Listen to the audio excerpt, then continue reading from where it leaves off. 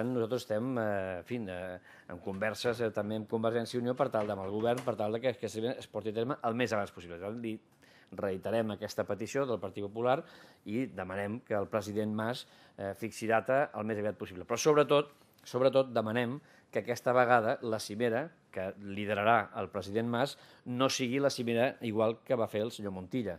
És a dir, que no s'assemblin, no? Perquè la cimera del senyor Montilla no va servir per res i volem que la cimera que lideri l'actual president del govern serveixi i que, per tant, es tinguin en compte les propostes que en el seu moment vàrem aportar, que aportarem novament i que tingui com a resultat, sense dilacions, sense perdre el temps com es va perdre l'anterior vegada, com a resultat un paquet de mesures que el govern es comprometi a impulsar amb caràcter immediat.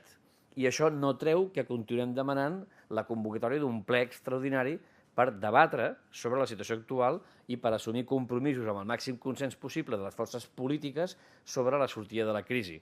La cimera inclou partits polítics i agents econòmics i socials. El ple extraordinari és un debat polític monogràfic sobre la situació econòmica actual i les fórmules per sortir d'aquesta crisi econòmica amb aquells elements que són substancials.